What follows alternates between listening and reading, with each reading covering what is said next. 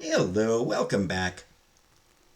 So, I watched The Mitchells versus the Machines and thoroughly enjoyed that one. It's a Netflix movie, animated film from Netflix and Sony. Um, Phil Lord and Chris Miller, the guys who were behind the Spider Verse movies, they were producers on this one as well. And directed by Mike Rianda. And yeah, it was really good. Great animated movie. Um, Basic idea: this deeply dysfunctional family uh, goes on a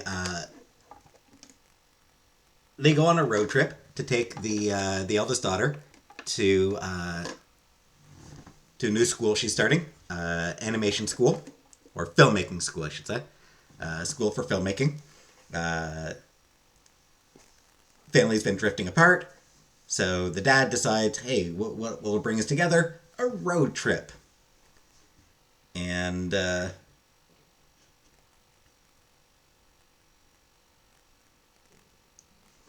things go poorly, especially when a machine apocalypse starts up. Um, that throws the road trip into just a little bit of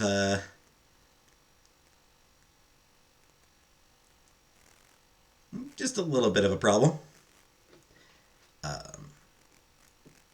and they have to come together as a family to figure out some way to stop the robot apocalypse because they end up being the last humans who don't get captured. The only humans left who don't end up being captured by all the robots. So they have to figure out how they're going to end the robot apocalypse. And how to come together as a family in the process. Yeah, I mean that is like I say it in a joking sense, but that actually is a key part of it. Is them coming together as a family, coming to sort of appreciate each other. Uh, the daughter and father are sort of the main two characters. The mom and little brother are definitely they are obviously major elements as well, but the main tension is really the growing rift between dad and daughter. Um, she's very creative, uh, really obsessed with film as a way of sort of expressing herself. Makes a lot of a lot of really silly little videos, but creative enough that she got accepted to a film school. So she's just really weird in that sense. The father is more of an outdoors type, um, not particularly keen on technology in general. Um, Computers specifically, he doesn't really know how to work. He's an outdoors type, likes working with his hands, building things, that sort of thing. Um, and the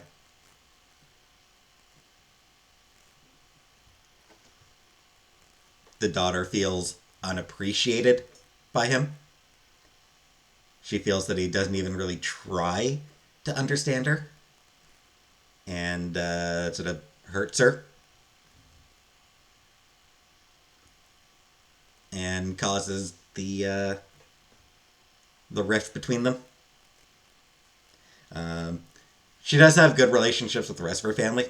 Her mom does her mother also doesn't understand her, but you know is at least supportive. And her younger brother, she and her younger brother do get along really well. They do have a very strong bond. She feels like he does sort of get her, but she wants to be around people who get her. She wants to be with her people, and to her that means film school. And even before she goes there, she's starts talking to some of the people who are going to be going, starts building a bit of a friendship with them, and maybe more than friendship with one of them.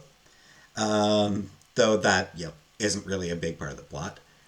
The other like the people she's there, it's those are just sort of like they're very minor characters, just as an aspiration for her to find her people.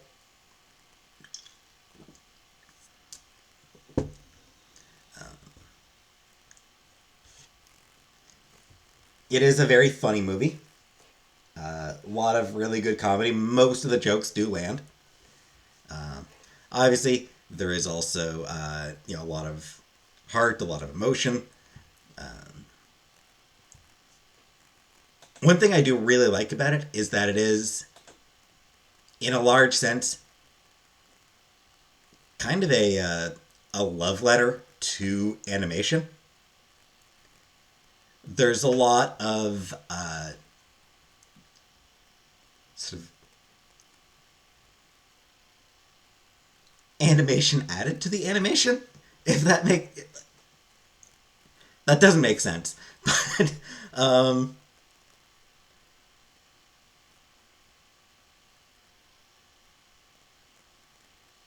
it'll have like just sort of like added little artistic flourishes, animated flourishes onto just the normal animation. Um, Also, a few sort of like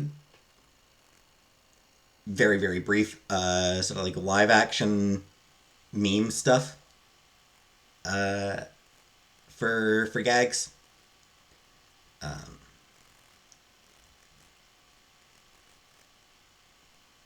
which is really interesting.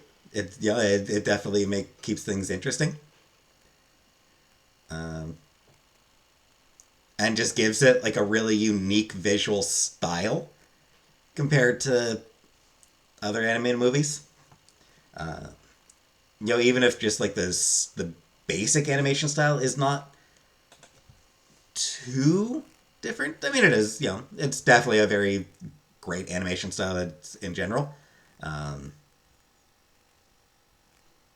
but even beyond that, it just gets those little extra touches make it very distinct, very different from other animated films, other animation.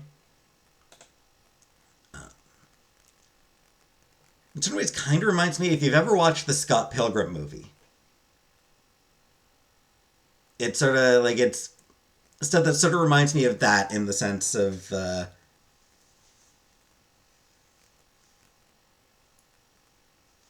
just those weird little extra animated touches,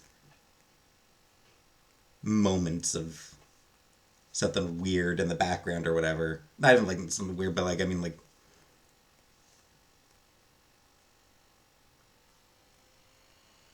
you'll have like moving rainbows. Like the one that I remember is a bit where it's got like sort of rainbows appearing and clearly meant to be more what the main character is seeing, what the daughter is seeing, rather than what is actually there. Sort of her imagination.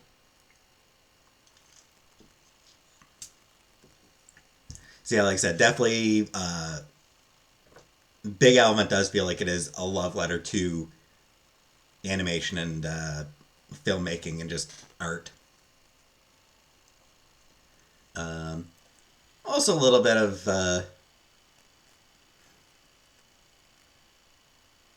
also a little bit poking fun here and there at the need for everything to be connected to the internet. How everything needs to be uh, internet connected these days, and how it that constant connection kind of pulls us apart. Like it allows us to connect with people elsewhere, but it sort of pulls us apart from the people that we're actually with. which is,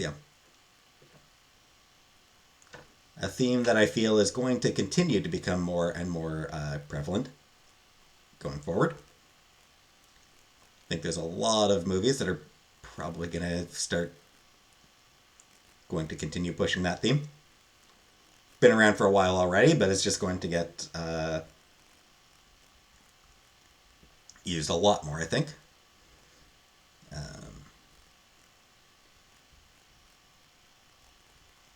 Voice cast is all great. Everyone does great performances. Um, they've all got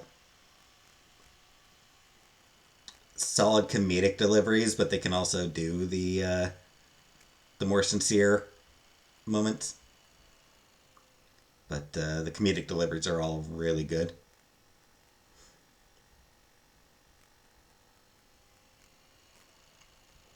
Um,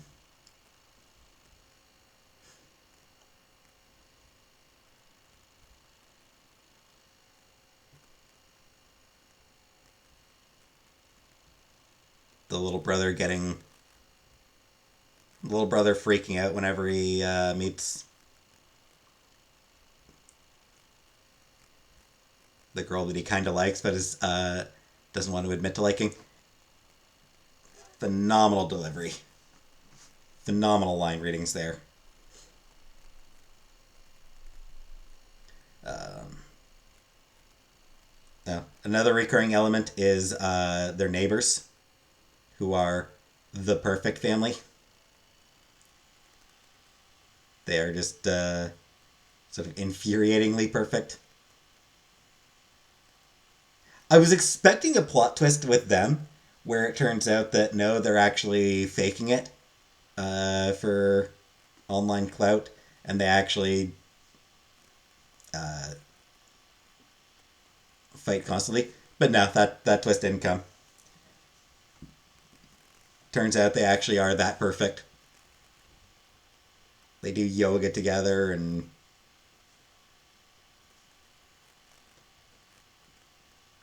they're all just happy and perfect.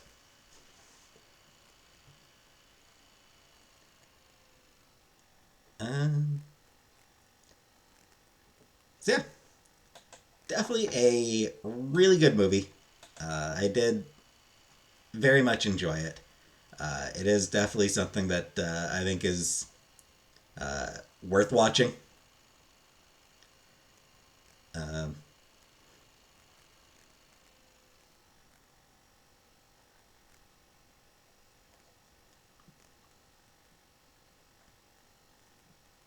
and as a random note, um,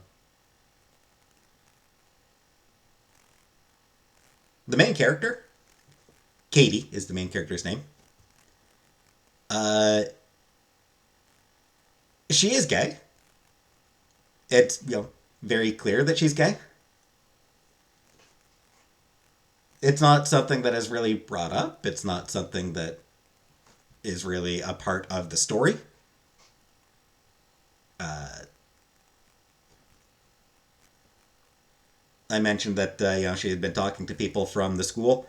There was one in particular that she mentioned. That she did talk about a couple times that she very clearly was crushing on. Again, not like something that she's teased about. Oh, you're crushing on her, and not like going slack John stupid or anything like that. It's just the way she's like just specific phrasing she uses when bringing her up. Um, Sort of makes it clear. It's like, oh, she's crushing on her, isn't she? And then at the end, it is confirmed that that she's into her. And I think she might have a rainbow. Like, I think Katie might have also been wearing a rainbow badge or pin or rainbow pin. Like I said, it's one of those things. It's there. They don't hide it. It's just an incredibly minor element in a family movie, which pretty interesting.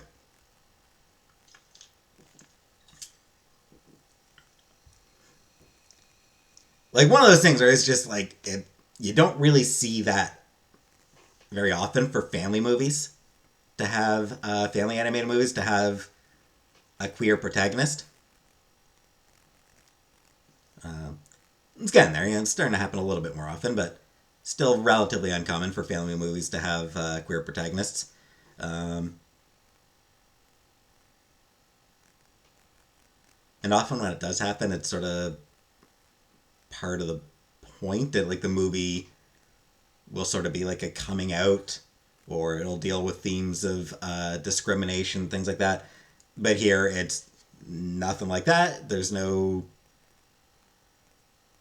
coming out theme. There's no discrimination theme. Nothing like that. It's a movie about family. Uh, and, bridging the gap, finding ways to bridge the gap